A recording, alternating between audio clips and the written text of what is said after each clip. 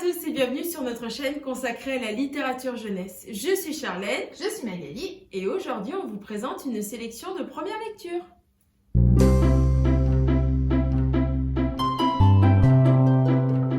Alors, on s'excuse d'avance, il n'y a pas de micro. Because, Il n'y a pas de lumière, pas de micro, on est au milieu de la rue.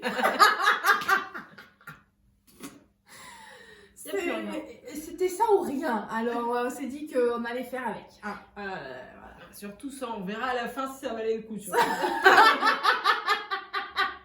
Alors, on commence cette petite sélection première lecture avec un premier petit roman qui est Monstres et légendes, le héros de Notre-Dame de Hélène Kéris, illustré par Vincent Rocher. Et c'est là que je vois que ma presbytie a nettement augmenté depuis la dernière fois qu'on a tourné, parce que là je suis là. En même temps, c'est tout petit, hein. De chez Voilà, aux éditions Hatier. Alors, dans ce petit livre, J'ai cru que j'allais en prendre une, hein. dans ce petit livre, nous allons retrouver ici une adaptation fidèle à l'histoire originale, mais en ultra simplifiée, pour devenir accessible à un jeune public. Le nouveau texte est aéré et ponctué d'illustrations, il ne trahit pas l'original et on y retrouve tous les éléments clés de l'histoire, mais on épargne quand même aux petits lecteurs des détails violents, voire choquants, voilà, parce que c'est quand même, on est sur du classique de la littérature pour le coup. Donc là, c'est Notre-Dame de Paris, mais on a aussi du Dracula, on a aussi des Sherlock Holmes, on en a plusieurs dans cette, il y en a plusieurs dans cette collection. Donc l'idée, voilà, les scènes qui normalement sont des scènes un peu chaudes dans Dracula par exemple, ils n'y sont pas expliqués aux enfants. Pour les enfants. Ils ont enlevé voilà tout le côté qui pourrait les heurter en n'enlevant pas quand même l'histoire. Voilà. Mais voilà, donc c'est ultra simplifié et je vous montre un petit peu pour les illustrations. Donc, du coup, c'est hyper fluide, c'est tout petit, hein, c'est hyper agréable à lire, ça se lit très facilement. Et du coup, la lecture, c'est un vrai plaisir pour découvrir, s'initier aux grands chefs-d'œuvre de la littérature. C'est une bonne approche. Ouais, c'est une bonne approche pour les plus jeunes, quoi, à partir de, comment on avait dit déjà? On avait dit 8-9. 8-9, à partir de 8-9 ans quand même, hein, mais... Voilà, c'est pas mal pour aborder les classiques. En plus, à la fin de l'histoire, on a, je vous montre, mise au point. Alors, on a quelques indications sur l'origine, en l'occurrence du monstre, hein, puisque ça, c'est la série Monstres et légendes. Donc, on a l'explication sur l'origine du monstre. On a un petit quiz pour voir si on a bien compris l'œuvre qu'on vient de lire. Et à la fin aussi, on a un petit contexte sur l'œuvre ou sur l'auteur ou les deux. Voilà, donc c'est hyper intéressant, c'est vachement bien foutu, je trouve. Et donc je vous conseille plus pour des premières lectures. Voilà. Ensuite, on poursuit avec Icare, l'homme-oiseau. Donc là, c'est une nouvelle collection contes et héros. Toi, c'est Monstres et légendes. Moi, c'est contes et héros. Donc, c'est de Hélène Kéris. Encore. Et il y en a beaucoup. Hein. Et Hervé Flores chez Hatier. Toujours. Encore. C'est pour Hatier aujourd'hui. Oui, tout à fait. Non, j'en ai un autre. Moi aussi, mais c'est vrai qu'ils ont fait plein de petites séries comme ça. Ils ont fait fort. En niveau première lecture. Et du coup, je ne peux pas passer à côté, quoi. Donc moi, c'est une première lecture niveau 2, donc c'est à partir de 6 ans, je lis tout seul. Bon, je dirais quand même que je mettrais un poil plus haut. Mais bon, ça, ce n'est que mon avis. Oui, puis ça dépend du niveau de lecture de l'enfant. C'est toujours des âges conseillés, mais il y en a qui vont après. Voilà, il y en a où les enfants dans la lecture. Voilà, c'est tout. Donc l'histoire, c'est que Icare se retrouve prisonnier avec son père Dédale dans le labyrinthe du Minotaure. Donc c'est le roi Minos qui les a fait enfermer, craignant qu'en fait que Dédale révèle les secrets du labyrinthe. Il les a fait donc emprisonner, enfin pas emprisonner, prisonniers dans ce labyrinthe. Et pour s'échapper, il n'existe qu'une solution, celle de s'envoler. Je n'en dis pas plus. Je vous laisse lire. Donc nous trouvons, je ne veux pas dire je trouve parce qu'on a le même avis, nous trouvons particulièrement remarquable que des histoires tirées de la mythologie soient mises en avant dans les premiers romans destinés aux plus jeunes. De façon accessible. C'est ça, de façon accessible. La manière dont il est structuré, là par exemple celui-là, il est sous forme de chapitres, de petits chapitres, hein, avec à chaque fois aussi des petits, je vous montre comme ça, des petits astérix à côté des mots qui pourraient paraître complexes pour les enfants, pour les plus jeunes du moins. Et à la fin, donc tous les petits mots avec les petits astérix, tous les petits mots sont expliqués voilà, dans le mini-dico. Il est midi aussi. Dans le mini-dico. Donc c'est vrai que c'est bien foutu. C'est quand même super bien fait. Chaque double page est illustrée et chaque illustration propose une question en fait. Ben, je te montre à toi, mais c'est plutôt toi qui veux. Voilà. Chaque illustration. Voilà, bien compris. Pour voir si on a bien compris, il y a toujours une petite question effectivement sous les illustrations. Trop bien foutu. C'est vraiment super bien fait. Oui, donc c'est super bien fait, c'est aussi interactif puisque pendant ton histoire, tu peux demander à ton enfant si c'est une façon de voir s'il a bien compris aussi. Ouais. Au niveau du vocabulaire, il est assez simple, il est parfaitement adapté à l'histoire comme pour Monstres et légendes. Donc comme je vous ai montré tout à l'heure, donc on retrouve le mini-dico avec les mots expliqués, puis il y a des petits jeux à la fin, le jeu des 7 différences. Voilà. C'est vachement bien c'est super bien pour aborder la mythologie avec les plus jeunes. Quoi. Oui, parce que c'est quand même pas évident d'aller leur expliquer. Ça les effraie pas, qu'on ait trois petits romans. Et du coup, il y a 27 pages. Oh mon Dieu, qu'est-ce que je vais faire de tout ça? Oui, ça leur fait pas peur. Ça les effraie pas. C'est pareil, c'est pareil, ça les effraie pas. C'est tout fin. Donc, ils abordent des notions quand même qu'ils auraient abordées beaucoup plus tard. Ouais. C'est vachement chouette. C'est un premier accès qui est quand même très très bien fait. Ouais. Alors, je continue ma petite sélection avec... Alors là, il y a 12 millions de titres. Non.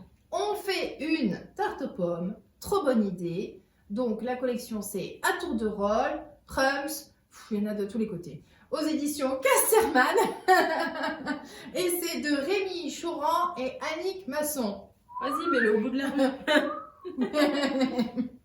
Je vous montre la couverture quand même. Donc, voici une jolie petite histoire écrite sous forme de dialogue entre une mamie et son petit-fils. Vous l'aurez compris, le principe de ce livre est la lecture à deux voix. Chacun choisit son personnage et c'est parti pour un dialogue de folie. C'est très facile car les répliques des personnages sont aérées et dans des couleurs différentes pour se repérer. Je vous montre là pour que vous ayez une petite idée de comment c'est foutu. Donc on commence au début, je vais y arriver. On commence au début du livre par une petite présentation des personnages. Chacun choisit celui qu'il veut. Hein. On n'est pas obligé de choisir, l'enfant peut choisir mamie s'il a envie de devenir mamie. Et inversement. Bien que Achille soit quand même un poil plus simple que mamie, mais faites comme vous voulez. Donc, dans cette histoire spécifiquement, parce que c'est pareil, c'est une collection, il y en existe plusieurs autres. Donc, dans cette histoire spécifiquement, on suit Achille et sa mamie qui s'attellent à la préparation d'une tarte aux pommes. C'est un récit doux et réconfortant qui plaira aux petits comme aux grands. Mais surtout, et c'est là la chose que j'apprécie le plus dans ce type de livre, c'est que ça offre un moment de lecture complice avec son enfant, son parent, enfin bon bref, vous avez compris le concept. C'est super le fait de se donner la réplique, moi j'ai trouvé ça hyper original et en fait c'est dynamique parce que parfois quand c'est l'enfant qui lit seul, ça peut être un peu long, et il n'en voit plus la fin, alors que quand on se donne la réplique, forcément l'adulte il va lire un poil plus vite, l'histoire elle avance malgré tout. Donc moi j'ai trouvé ça super quoi. Voilà, c'est le concept il est génial je trouve. C'est pareil, c'est ponctué avec des petites illustrations trop mignonnes à l'aquarelle je pense. Voilà, donc c'est une bonne idée pour partager un moment sympa le soir avant de se coucher. On peut faire une petite lecture à deux voix comme ça. C'est vachement chouette. sous forme de dialogue. J'ai trouvé que c'était un concept intéressant pour des premières lectures. Alors ensuite, eh bien une autre Petite collection. Une autre petite collection, oui. Donc c'est Pistache et Soda de Paul. Bah tu vois, je me moque de toi, mais c'est pas bien. Hein, de Paul Bateau et de Miss Patty chez Larousse Jeunesse. Bon, là le format il est un peu plus grand. Ouais. Cartonné. C'est cartonné, tout à fait. Et alors, donc je vais vous raconter de quoi ça parle. Ça va te faire beaucoup sourire. Dans cette histoire, nous faisons la connaissance de Pistache, une adorable sorcière aux cheveux verts. Bon là, c'est pas le cas. Voilà. Ça aurait pu. Elle est accompagnée toujours par Soda, donc sa grenouille de compagnie.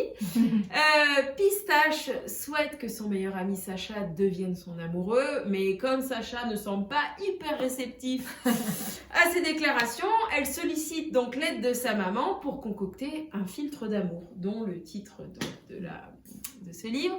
Malheureusement, les résultats ne sont pas à la hauteur de ses attentes. Et elle finit quand même par se dire que bon, finalement, l'amitié c'est pas mal aussi. Ouais. Donc j'en dis pas plus. Comment la comprendre? Donc c'est une lecture colorée, amusante, agrémentée d'illustrations. C'est vraiment super. Les illustrations prennent beaucoup de place. C'est super les illustrations. On vous montre comme ça, elles sont vraiment trop top, c'est acidulé. La couve elle est géniale. La couve est très très belle. Non, franchement, c'est... Et puis aussi, on a par moment des petites bulles, donc ça pourrait faire penser un peu à une BD finalement. Et ben voilà, donc je sais qu'il y en a d'autres, on en a d'autres. Oui, on en a d'autres. Voilà, on a hâte de découvrir les aventures de cette sorcière en herbe. Qui a plein d'idées, hein, tout à fait. qui n'est pas au bout de ses peines. Au niveau du texte, alors, moi je dirais quand même que c'est à partir de 8-9 ans, parce qu'il y a quand même du texte. Il y a quand même du texte. C'est présenté sous forme d'album, un peu.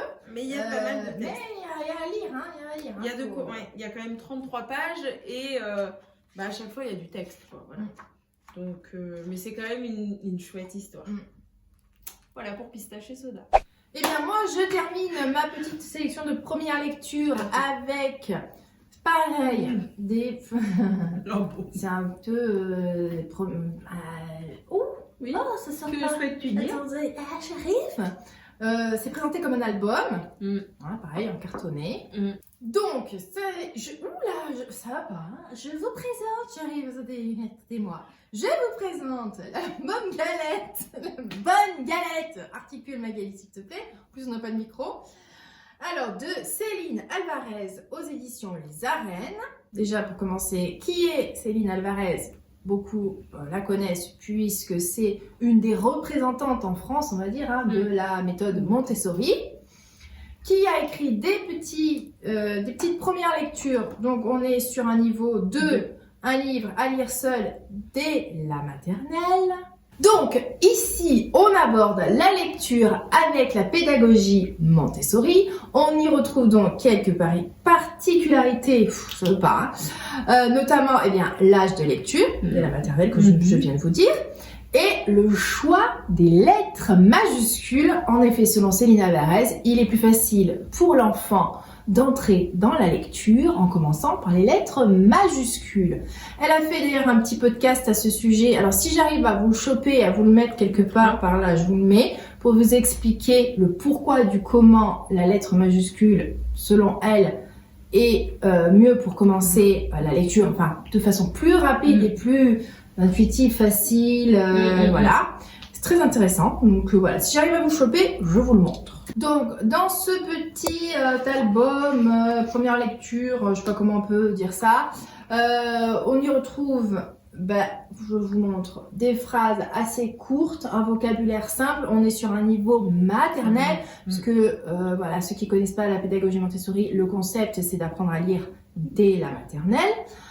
Notamment avec beaucoup de manipulation du matériel spécifique Montessori. Donc logiquement, voilà, la lecture c'est bien dégrossi, voire complètement acquis avant l'entrée en primaire. Donc là, on est sur des phrases très courtes, très simples, un vocabulaire adapté pour les débutants. Alors, dans ces livres, il y a une autre particularité, c'est compliqué à dire ça, hein. C'est que certains phonèmes, certains sons complexes ou sons muets sont colorés de façon différente. Par exemple, en l'occurrence celui-là, où on est sur déjà un niveau 2, donc certains sons sont normalement acquis. Là, ils vont mettre en gris les sons, les lettres muettes. Voilà, je ne sais pas si vous allez bien voir sur la caméra. Il y a d'autres collections, d'autres livres dans la collection. Ça, donc c'est les bleus marines, ils sont au niveau un petit peu plus élevé. Mais là, je vous montre sur un niveau un peu plus simple encore. Donc plus petit. On a les sons, les lettres muettes qui sont grisées et les sons complexes. Donc là, en l'occurrence, c'est le E de AI. Eh bien, il est en vert pour que ce soit tout de suite identifiable pour l'enfant, qu'il n'ait même pas à réfléchir. Il sait que dans ce livre spécifiquement, puisque on a le son AI et on a le moi, je crois, le ou, enfin, on a le phonème on, ou, et je sais plus comment, je sais plus lesquels, attendez, j'arrive. Ouais, et tous les phonèmes complexes. Oui, c'est ça. Ils sont de couleur verte. Ils sont de couleur verte. Donc, c'est plus facile à identifier à l'intérieur du mot. J'espère que je voulais bien... Oui, c'est très bien. C'est explicite. Vous avez compris le délire. Tout à fait. Donc, les illustrations, comme vous l'avez vu, elles sont omniprésentes. Elles sont hyper sympas. Mignonnes. Ouais, elles sont mignonnes. Ça me fait penser un peu à des cartoons parfois. Hein. Ouais. C'est... Voilà, c'est vachement chouette. Les couves aussi, c'est pareil, elles donnent envie. Du coup, c'est une petite lecture pour les plus petits pour le coup. C'est vrai qu'on a pas mal, nous deux parents, qui les empruntent. Et à chaque fois, ils sont super contents. Ça marche bien avec les enfants. Donc voilà, on vous conseille Céline Alvarez. La bonne galette. La bonne galette. Donc c'est moi qui clôture le bal. Tout à fait. Avec toujours de la mythologie. Et toujours Hélène Kérélis. Toujours Hélène Kérélis, donc c'est ma première mythologie donc de Hélène Kérélis, on ne vous la présente plus, et de Grégoire Valencien chez Hatier.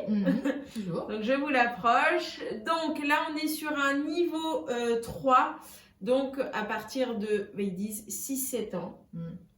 Alors, de quoi ça parle? De quoi ça parle? Thésée est déterminé à affronter le Minotaure afin de libérer son peuple du tyrannique roi Minos.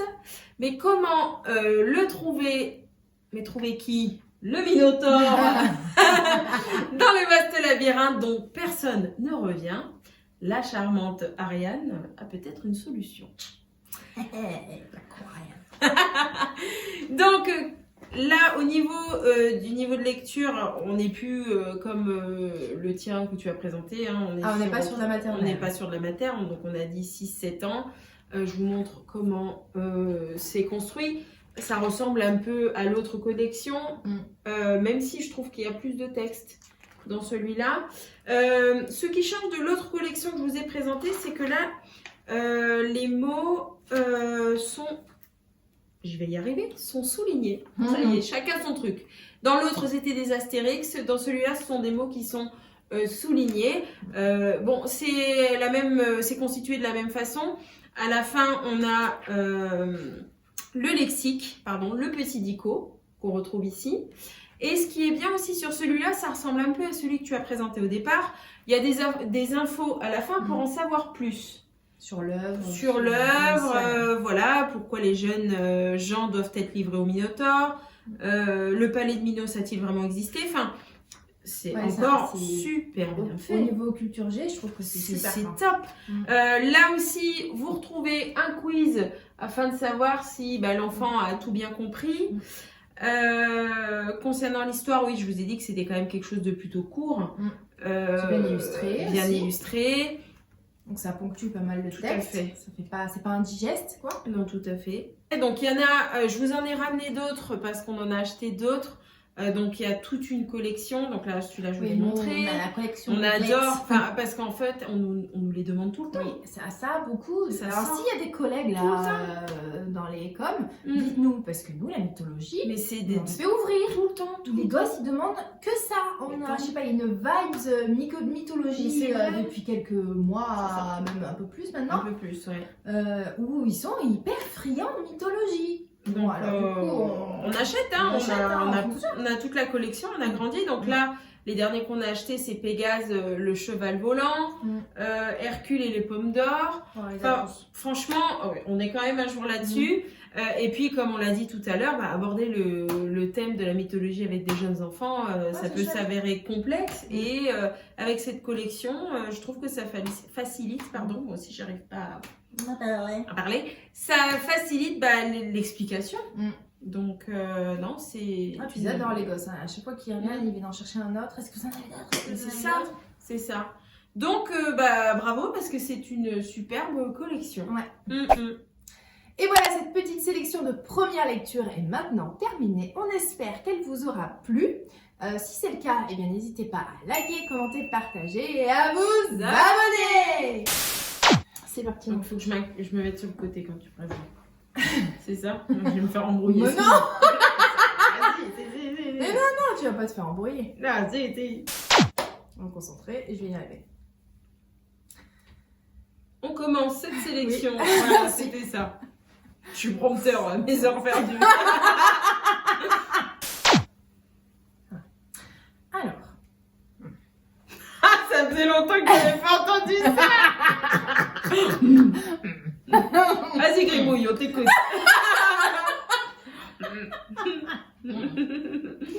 c'est parti. Il est déjà chaud. J'arrive, hein, parce qu'il faut que je refasse un texte, puisque c'est n'importe quoi.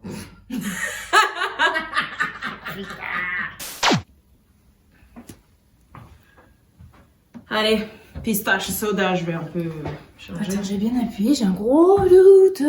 Est-ce que j'ai appuyé? Oui, tout à fait. Tout un Est-ce que je suis chèque. obligée de chanter? Je ne sais pas. Tu peux, mais ça agrémente le truc, hein. Tout à fait. Attends, je pars un coup. Allez, let's go. Let's go. C'est parti, let's go. On a les amis. C'était pas ça la parole, mais bon. Ouais, c'est à peu près ça, hein. Si, en yaourt, c'est bien. J'aime bien quand tu fais comme ça tout le temps. Attention. Je vais essayer de m'en tenir à ce que j'ai vu parce que là, je m'emballe. T'en parles pas, reste là, reste là. Stay À ce que j'ai focus. lu, à ce que j'ai écrit. Oh, c'est ma partie. Hein. Attends, j'arrive. Ah, c'est ton dernier sol. Ouais, ça va. Et voilà cette petite sélection de livres, pas du tout. Bah, bah, C'est la première lecture. oui, oui, Ouais. vas-y. Ouais. Et voilà cette... non, toujours pas. Et voilà, nous n'arrivons Bon. pas à clôturer. Et voilà cette... Magali, j'ai faim. Et voilà, on n'y arrivera pas. Moi, je prends déjà la photo qu'on va faire. Oh putain, la photo. Bon, écoute, on va refaire un truc sympa. Ouais. C'est un back to school. On revient. Vas-y. Allez.